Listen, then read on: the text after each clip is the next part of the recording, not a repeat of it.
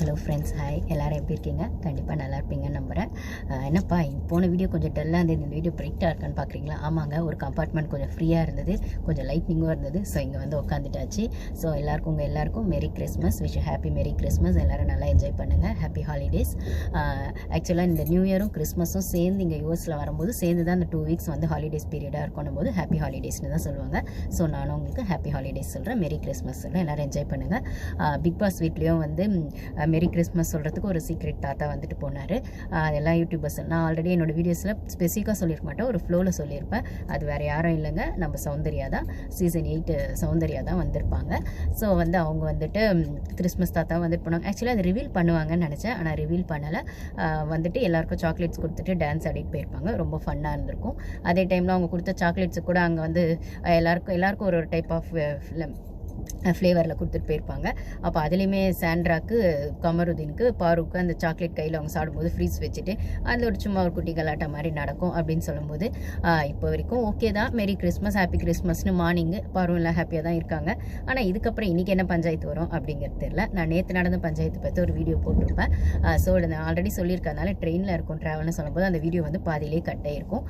So அந்த ஷேக்கிங்கில் வந்து எனக்கு நெட்டும் சரியாக வரல, விட்டு வந்துச்சு அப்படின்னு சொல்லும்போது அது கட் ஆகிடுச்சு. ஆனால் அந்த வீடியோ அப்படியே வந்துட்டு 5 மினிட்ஸ் தான் நான் பேசியிருப்பேன், விட்டுட்டேன். ஸோ அதோட கண்டினியூஷனாக இதில் வந்து மற்றதெல்லாம் பேசலாம் அப்படின்னு சொல்லிட்டு அப்புறம் வந்து பார்த்திங்கன்னா நேற்று வந்து திவ்யாவோட அப்பா வந்து பண்ணது என்ன சொல்கிறது, அமித் ஒய்ஃப் வந்து சுருக்குன்னு பண்ணாங்க அப்படின்னு சொன்னால் இவங்க வந்துட்டு திவ்யாவோட அப்பா வந்துட்டு வாழைப்பழத்தில் ஊசி ஏற்றுற மாதிரி ஏற்றுனாரு அப்படின்னு தான் சொல்லணும். ஓகே, நீங்கள் உங்கள் பொண்ணுக்கு சப்போர்ட் பண்ணுங்கள், இல்லைன்னு சொல்லலை. ஆனால் அந்த வார்டன் டாஸ்க்லலாம் வந்துட்டு ஆக்சுவலாக பார்த்தா வார்டன் டாஸ்க் தானே ஃபஸ்ட்டு வந்துச்சு, அதுக்கப்புறம் தானே வந்துட்டு கோர்ட் டாஸ்க் வந்துச்சுன்னு சொல்லும்போது உங்கள் பொண்ணும் எஃப்ஜேவும் சேர்ந்து தானே அந்த லெட்டர் எழுதினாங்க ஒரு பொண்ணு கேரக்டர் அசாசினேட் பண்ணுற மாதிரி. அது இது வரைக்கும் சேனலும் ரிவீல் பண்ணலை, நீங்களும் ரிவீல் பண்ணலை அப்படின்னு சொல்லுவோம். பாரும் திவ்யாவும் ரிவீல் பண்ணலை அப்படின்னு சொல்லும்போது கூட இருந்த விக்ரம் அதை சொல்லலை.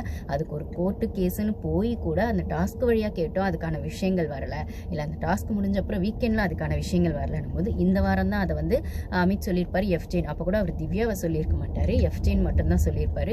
திவ்யா விக்ரம் சொல்லி திவ்யா எழுதி எஃப்ஜே பக்கத்தில் உட்காந்தாருன்னு சொல்லும்போது 3 பேருக்குமே அதில் பொறுப்பு இருக்கணும் போது இப்போ வரைக்கும் அந்த சேனல் வந்து திவ்யான்னு ரிவீல் பண்ணவே இல்லை அப்படிங்கிறதான் விஷயமா இருக்கணும் போது ஒரு பொண்ணு அப்படி வந்துட்டு பேசி நீங்கள் வந்து கேரக்டர் அசாசினேட் பண்ணி அவள் இல்லாத இடத்துல அவளை பற்றி லேக்கியோன்னு பேசுறதாகட்டும், அதுக்கப்புறம் இப்போ கிச்சனில் எப்போ பாரு சாமான் தைக்கிற வேலையாகட்டும், ஹவுஸ் கிளீனிங் எந்த வேலையில் பாரு இருந்தாலும் பாரு அங்கே இருக்கால நான் ஒரு பிரச்சனை கிளப்பிடுறேன், பாரு கிட்ட வேற யாரோ பிரச்சனை பண்ணுறாங்க, நடுவில் நான் போய் உள்ள ஒன்று பண்ணுறேன் அப்படின்னு சொல்லும்போது நேற்று கூட வந்து அமித் விஷயங்களில் வந்து பாரு இருக்கிற இடம் வந்து பாரு விடம் அமித் அவ்விடம்னு சொல்லி அதை ஆரம்பித்து விட்றது செய்யலாம் பார்த்தீங்கன்னா திவ்யா தான் பண்ணியிருப்பாங்க.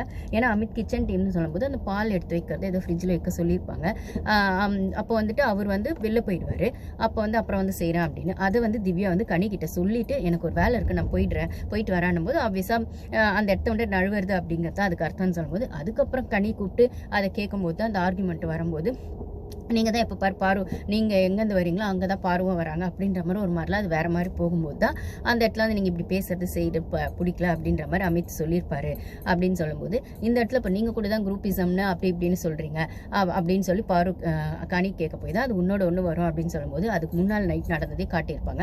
அந்த இடத்துல நான் தான் சாரி கேட்டுட்டேன்னு கனி சொன்னாலுமே அந்த நக்கல் நையாண்டி சாரி கேட்டாராமே அப்படின்னு அவங்க சாரி அவருக்கு பாருங்களா அது வேறு மாதிரி தோணுச்சாமே அப்படின்னு சொல்லி சரி சாரி அப்படின்னு சொல்லி ஒரு சிரிப்பு ஒன்று சிரிச்சிருப்பாங்க. அது விஷமத்தனமான சிரிப்பு தான்.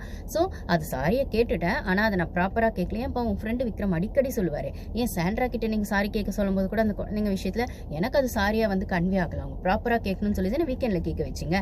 இந்த விக்ரமுக்கும் கனிக்கும் சாரி கேட்கறத தவிர சாரி கேட்க வைக்கிறத தவிர வேறு வேலையே இல்லைன்னு சொல்லும்போது நீங்கள் மற்றவங்க கிட்ட சாரி கேட்கும் போது மட்டும் என்னது ப்ராப்பராக கேட்குறீங்களா அப்படின்னும் போது அது விஷமத்தனமாக தான் கேட்டிருப்பாங்க. அதை தான் அமித் சொல்லியிருப்பாரு அப்படின்னு சொல்லும்போது இந்த இடத்துல அந்த சண்டைக்கான இன்டென்ஸாக ஒன்று ஆரம்பிச்சு விட்டது திவ்யா தான் சொல்லும்போது எப்போ பின்னாடி உட்காந்து பாருவை பற்றி அந்த கிச்சனில் அதுவும் இந்த கிச்சனில் வந்து உட்காந்ததுக்கப்புறம் அந்த அப்பத்தான் அதாவது அந்த ஊர்கிழவி பேசுறது அப்படிங்கிறத விடவும் அந்த விஷமத்தனம் அப்படிங்கிறத ரொம்பவே வந்து டெலிபரேட்டாக பாரு மேலே கொட்டிக்கிட்டே இருக்கிறது உங்கள் பொண்ணு தானே சார். ஆனால் பாரு பேசுறது பாரு மட்டும் நடுவில் வந்துடுறாங்க, யாருக்கு என்ன பிரச்சனைனாலும் உடனே பாரு வந்துடுவாங்களே, அந்த இடத்துல ஒன்று போகும். அதுவும் பாரு அம்மா பேசுனதெல்லாம் இருக்கே, அப்பா உங்கள் பொண்ணு உங்களுக்கு ஒஸ்தி தான்மா, இல்லைன்னு சொல்லலை, அதுக்கு 100 முட்டு பொண்ணு இப்படி பேசுறது உங்களுக்கு நாக்கு கூசலையா அப்படிங்கிற மாதிரி தான் இருக்குது.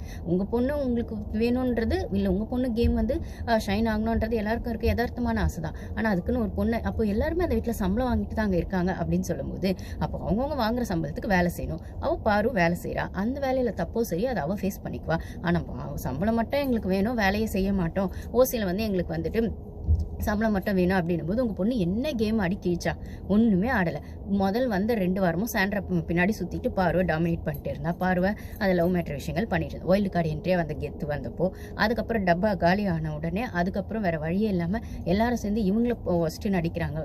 ஒயில்டு கார்டுன்னு சொன்னோடனே பாரு கூட சேர்ந்து கேம் ஆடினா. நாமினேஷன் இல்லைலாம் அதில் அந்த கேஸில் வந்து கோர்ட் கேஸில் வந்து பொய்யா சாட்சி சொன்னா பாருக்கு எதிராக.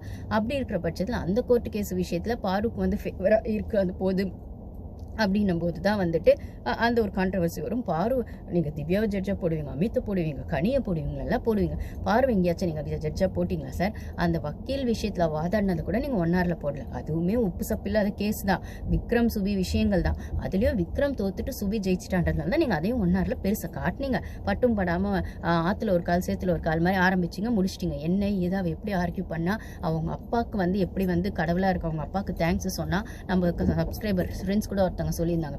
அவங்க அப்பா பேர்லாம் சொல்லி அந்த பொண்ணு தேங்க்ஸ் சொல்லும்போது எங்களுக்கே ஒரு மாதிரி இருந்தது அப்படின்னு சொல்லும்போது கடவுளாக இருக்க அவங்க அப்பாவுக்கு அவள் தேங்க்ஸ் சொன்னா அந்த கோட் போட்டுக்கிட்டு அப்படின்லாம் சொல்லும்போது அவளுக்கான எந்த ஒரு பவருமே அவள் கையில் கொடுக்காம அப்படியே நீங்கள் வந்து வார்டனுக்குள்ள பவர் கொடுத்தீங்க.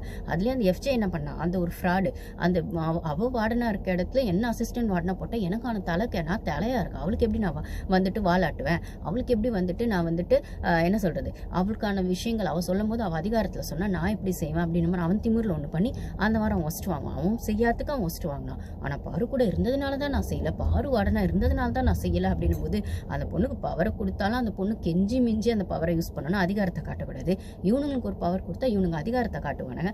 அந்த இடத்துல அந்த அதிகாரம் ஓவர் போட போகும்போது அந்த பொண்ணு இல்லை நீ வந்து இப்படி கொஸ்டின் பண்ணுறியே, இல்லை இப்படி பண்ணுறீங்க, உங்க கையில் பவர் இருக்குன்றதுக்காக என்ன வேணா பண்ணுவீங்களா?